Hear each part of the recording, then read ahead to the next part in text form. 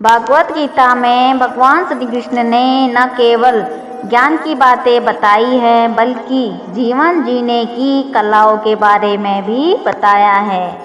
भगवान श्री कृष्ण ने अर्जुन को जो गीता का उपदेश दिया है वह हर मनुष्य के लिए प्रेरणा स्रोत साबित हो सकता है।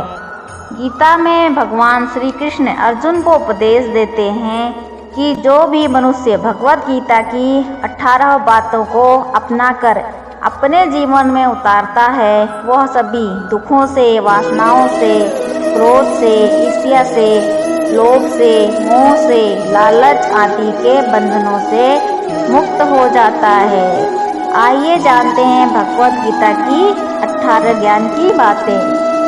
पहला है, आनंद मनुष्य के भीतर ही निवास करता है, परंतु मनुष्य उसे स्त्री में, घर में और बाहरी सुखों में खोज रहा है।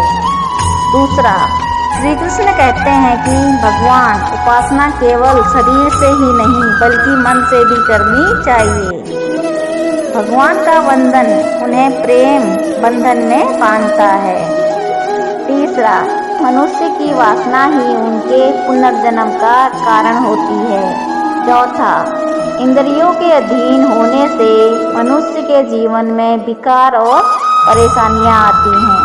पांचवा, संयम यानी धैर्य, सदाचार, स्नेह और सेवा जैसे गुण सत्संग के बिना नहीं आते। छठा है, श्री कृष्ण कहते हैं कि मनुष्य को वस्त्र बदलने की आवश्यकता नहीं है, आवश्यकता हृदय परिवर्तन की है। सातवां, जवानी में जिसने ज्यादा पाप किए हैं उसे बुढ़ापे में नींद नहीं आती। आठवां, भगवान ने जिसे संपत्ति दी है उसे गाय अवश्य रखनी चाहिए।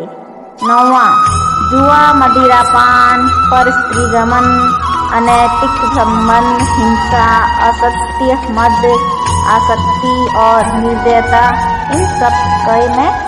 इन सब में कलयुग का वास है। 10वां, अधिकारी शिष्य को सद्गुरु अवश्य मिलता है। 11वां, श्री कृष्ण कहते हैं कि मनुष्य को अपने मन को बार बार समझाना चाहिए कि ईश्वर के सिवाय उसका कोई नहीं है। साथ ही यह विचार करना चाहिए कि उसका कोई नहीं है, साथ ही वह किसी का नहीं है। 12वां है, भोग में क्षणिक, क्षण भर के लिए सुख है, साथ ही त्याग में स्थायी आनंद है, तो हमें त्याग भी करना चाहिए कभी कभी।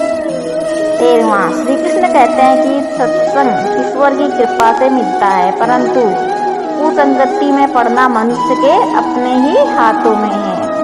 14वां, लोभ और ममता पाप के माता पिता है, साथ ही लोभ पाप का बाप है।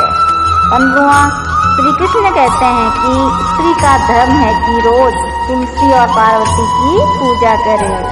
16वां है, मनुष्य को अपने मन और बुद्धि पर विश्वास नहीं करना चाहिए क्योंकि ये बार बार मनुष्य को दगा देते हैं। खुद को निर्दोष मानना बहुत बड़ा दोष है। 17वां, यदि पति पत्नी को पवित्र जीवन बिताए तो भगवान पुत्र के रूप में उनके घर आने की इच्छा रखते हैं।